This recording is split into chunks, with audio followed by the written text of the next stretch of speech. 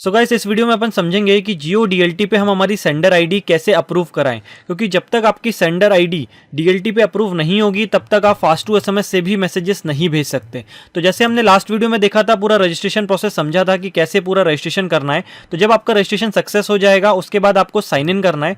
Sign in पे जाएंगे तो आपको यहाँ पे प्रिंसिपल एंटिटी सिलेक्ट करना है। उसके बाद जो भी आपकी ईमेल आईडी आपने दी थी वही आपका यूजर नेम है और पासवर्ड आपने क्रिएट करा होगा साइनअप के टाइम पे, वही पासवर्ड यहाँ पे यूज करना है और सबमिट पे क्लिक करके आपको लॉगिन करना है। तो ओटीपी से वेरीफाई करा के ही आपका लॉगिन होगा। तो जैसे आप लॉगिन करेंगे आपको इस तरीके का पैनल मिलेगा और अगर अभी तक आपने 5,000 रुपए का पेमेंट नहीं किया है तो आपको सबसे पहले वो पेमेंट करना पड़ेगा, क्योंकि ये पैनल फ्री नहीं है। आपको हर साल का 5,000 रुपए देना है ताकि आप अपनी हेडर और टेम्पलेट्स इससे अप्रूव करा पाए। तो जैसे ही आप पेमेंट कंप्लीट करेंगे आपको 24 आवर्स के अंदर आपका एंटिटी का सर्टिफिकेट मिल जाएगा। उसके बाद जब आप लॉगिन करेंगे तो आपको इस तरीके का एक पैनल मिलेगा। यहाँ पे आपको जाना है हेडर एसएमएस पे। तो हम अभी पहले हेडर देखते हैं इस वीडियो में। नेक्स्ट वीडियो में देखेंगे कि कंटेंट टेम्पलेट्स कैसे हमको अप्रूव कराना है। तो हमको जाना है हेडर एसएमएस के अंदर, हेडर एसएमएस रजिस्ट्रेशन पे। So guys header SMS registration में आप आएंगे तो सबसे पहले नोट पे लिखा हुआ है कि अगर आपकी जो हेडर है आपने और किसी डीएलटी प्रोवाइडर से अप्रूव करा ली है तो आपको अब वो चीज जियो पे अप्रूव नहीं कराने मिलेगी। हमने पहले वाले वीडियोस में समझा था कि सारे डीएलटी प्रोवाइडर का डेटाबेस कॉमन होता है। अगर मेरा एक वोडाफोन पे डीएलटी पे रजिस्ट्रेशन था और वहां पे मैंने सेंडर आईडी अप्रूव करा ली है तो वो मुझे जियो पे अप्रूव नहीं करानी, क्योंकि वो एट द एंड डीएलटी पे अप्रूव हो चुकी है। यहां से भी मैं जो सेंडर आईडी से अप्रूव कराऊंगा वो भी डीएलटी के डेटाबेस में जा जाके अप्रूव हो जाएगी।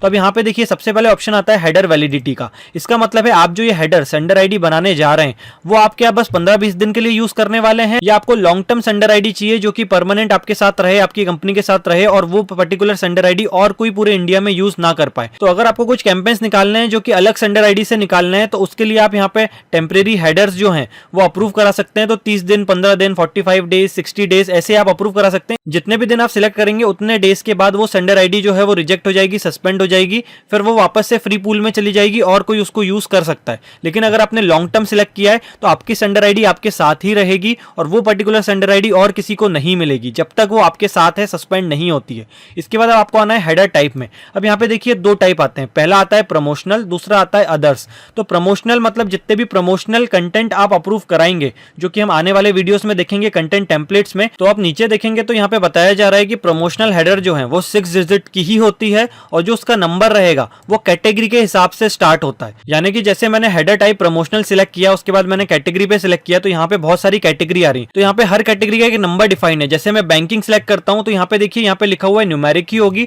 और स्टार्टिंग विथ 1 से होगा और 6 डिजिट की रहेगी। तो मतलब 1 से स्टार्ट करना कंपलसरी है। अगर मैं इसको 2 से स्टार्ट करूंगा तो ये मुझे एरर दे देगा। तो अगर इस कैटेगरी के अंदर मुझे कोई प्रमोशनल हेडर चाहिए 6 डिजिट की, तो वो स्टार्ट जो है वो नंबर वो 2 से ही होना चाहिए। इसी तरह हर एक कैटेगरी का अपना खुद का नंबर है। जैसे मैं अगर आईटी, कम्युनिकेशन, एंटरटेनमेंट में जाता हूं तो यहाँ पे 6 से स्टार्ट करना कंपलसरी है मुझे मेरी हेडर।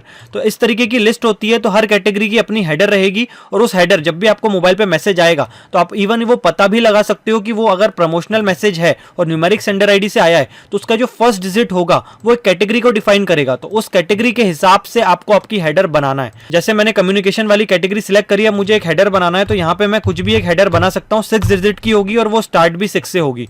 अब मैं जब इसको सबमिट करूंगा तो अभी सबसे पहले चेक होगा कि पूरे ऑल ओवर इंडिया में क्या ये पर्टिकुलर हेडर पहले से रजिस्टर्ड है। अगर ये रजिस्टर्ड होगी किसी और कंपनी के साथ तो ये हेडर आपको नहीं मिल पाएगी। तो यहाँ पे मुझे एरर आ गया कि भैया ये हेडर तो पहले से ही ब्लैकलिस्टेड है, यानी कि किसी ने इसको अप्रूव कराई होगी और ये पर्टिकुलर हेडर जो है वो ब्लैकलिस्ट हो गई है, यानी अब मैं इसको नहीं ले सकता। यहाँ पे मैंने एक हेडर चेंज करा और सबमिट करा तो मुझे एक एरर आ गया, हेडर ऑलरेडी एग्जिस्ट। तो ये वाली हेडर और किसी ने अप्रूव करा के रखी। तो आपको यहाँ पे हिट एंड ट्राई कर करके देखना पड़ेगा कौन सी आपको वैल्यू मिल रही है। यहाँ पे आप वैल्यूज चेंज कर करके उसको अप्रूव करा सकते हैं। तो इस तरीके से आपकी जो प्रमोशनल कैटेगरी की हेडर है वो अप्रूव हो जाएगी। अब मैंने हेडर की वैल्यू चेंज करी तो ऑटोमेटिकली इसने बोल दिया request for header verification successful हो गया है। अब मैं यहाँ पे आऊंगा तो हेडर एसएमएस के अंदर हेडर एसएमएस डिटेल्स पे जाऊंगा तो यहाँ पे मल्टीपल टैब्स मिलते हैं। तो पहले टैब में मुझे मेरी हेडर दिख रही है जो मैंने अप्लाई करी है, अभी ये पेंडिंग है। अब जियो की टीम इसको अप्रूव करेगी, रिजेक्ट करेगी, जो भी करेगी आपको एसएमएस और मेल से नोटिफिकेशन आ जाएगा। अगर वो रिजेक्ट करते हैं तो उसका एक रीजन देंगे, वो रीजन आप पढ़ के उसको वापस से रीअप्लाई कर सकते हैं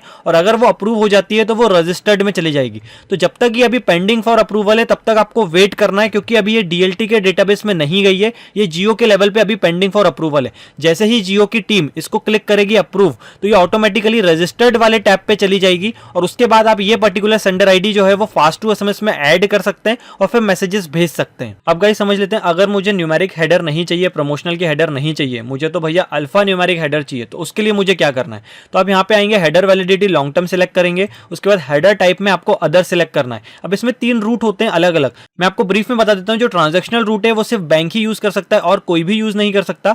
सर्विस एक्सप्लिसिट मतलब आप प्रमोशनल मैसेजेस इसमें अप्रूव करा सकते हैं और ये नॉन डीएनडी नंबर पर ही जाएंगे, डीएनडी नंबर पे नहीं जाएंगे। और जो सर्विस इंप्लिसिट है, इसका मतलब ये सारे नंबर पे 24/7 मैसेजेस जाएंगे और आप इसके अंदर सिर्फ इंफॉर्मेटिव मैसेजेस अप्रूव करा सकते हैं। प्रमोशनल कंटेंट सर्विस इंप्लिसिट पे अलाउड नहीं है। तो इन तीनों रूट के अंदर हेडर्स कॉमन रहती हैं। यहाँ पे आप कैटेगरी कुछ भी सिलेक्ट कर सकते हैं, क्योंकि अब जो कैटेगरी है वो मैंडेटरी नहीं है, क्योंकि कैटेगरी के हिसाब से अब हेडर नहीं चलेगी। अब आप क्रिएट हेडर में अलग अलग तरीके की हेडर्स बना सकते हैं। अब ये अल्फा न्यूमेरिक भी हो सकती है और 3 to 6 कैरेक्टर तक अलाउड है। तो आप 3 से 6 डिजिट की हेडर कोई भी यहाँ पे अप्रूव करा सकते हैं, लेकिन यहाँ पे आपको ध्यान ये देना है, आपकी जो भी कंपनी का नाम होगा उसी कंपनी के नाम से ये हेडर जो है वो मैच करना चाहिए। अगर आपकी कंपनी का नाम fast2SMS है तो आपकी हेडर भी इस तरीके से मैच करना चाहिए, FAST2SMS। अगर आपकी हेडर मैच नहीं करती है तो जियो की टीम उसको रिजेक्ट कर देगी, क्योंकि आप और किसी कंपनी की हेडर यहाँ पे अप्लाई नहीं कर पाएंगे। तो आप 3 to 6 डिजिट में कुछ भी हेडर अप्रूव करा सकते हैं जो कि आपकी कंपनी से मैच करती हो। वो हो सकता है 3 डिजिट की ही हो, सिर्फ अल्फाबेट हो सकता है 3 डिजिट के साथ कुछ न्यूमेरिक वैल्यू भी हो सकता है 6 डिजिट के अंदर सिर्फ अल्फाबेट हो या न्यूमेरिक का कॉम्बिनेशन हो। तो आप 3 to 6 डिजिट के अंदर कुछ भी न्यूमेरिक कॉम्बिनेशन के साथ या विदाउट न्यूमेरिक कॉम्बिनेशन के साथ अल्फाबेटिक हेडर जो हैं वो अप्रूव करा सकते हैं। सो गाइस, क्रिएट हेडर पे आप अपनी हेडर लिखेंगे और सबमिट करेंगे। अगर वो पहले से अप्रूव नहीं होगी तो आपको यहाँ पे डायरेक्टली मिल जाएगा कि आपका हेडर जो है वो पेंडिंग फॉर अप्रूवल चला गया है। और अगर और किसी डीएलटी यूजर ने वो हेडर पहले से अप्रूव करा के रखी होगी या रिजेक्ट हो गई होगी या सस्पेंड हो गई होगी तो वो आपको नहीं मिलेगी। अब आप जैसे कि यहाँ पे देख सकते हैं, ये मेरी पेंडिंग फॉर अप्रूवल चली गई है। अब जियो की टीम इसको 24 से 48 आवर्स के अंदर अप्रूव करती है, तो ये इंस्टेंट अप्रूवल नहीं होता है, इसमें टाइम लगता है। कभी कभी अगर सैटरडे संडे आ जाता है तो आपको 3 से 4 दिन तक का वेट करना पड़ सकता है, क्योंकि जियो उसको अप्रूव करने में टाइम लेगा। तो जब आपकी हेडर जो है वो अप्रूव हो जाती है, आपको एसएमएस मेल से नोटिफिकेशन आ जाता है अप्रूव हो जाती है, उसके बाद आपको रजिस्टर्ड टैब में वो चीज मिल जाएगी। अब अगर आप चाहते हैं भैया मेरे पास हेडर तो अप्रूव हो गई है, अब इस हेडर से मैसेज कैसे भेजूं, तो भैया डीएलटी पैनल से आप मैसेजेस नहीं भेज सकते। अभी भी आपको कोई ना कोई एक टेलीमार्केटर चाहिए, जैसे कि Fast2SMS। तो Fast2SMS में जब आप साइन अप करेंगे, लॉगिन करेंगे, तो आपको यहाँ पे डीएलटी एसएमएस का पैनल मिलेगा।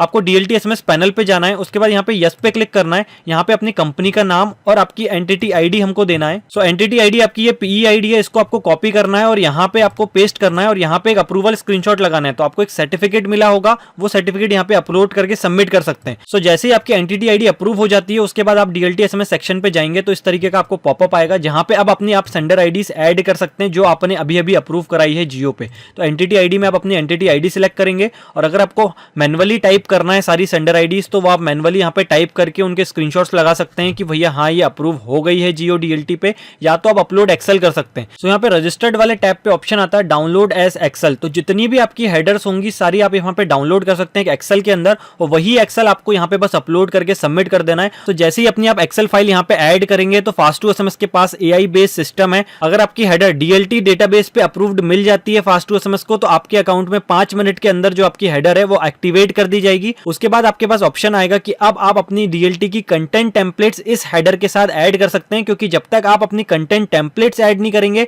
तब तक आप मैसेजेस नहीं भेज सकते। आने वाले वीडियो में हम यही समझेंगे कि कंटेंट टेम्पलेट हम कैसे अप्रूव कराएं और उसके बाद इसको Fast2SMS में मैप करके फाइनली मैसेजेस की एपीआई और मैसेजेस कैसे भेजें पैनल से। So I hope you like this video. Thank you.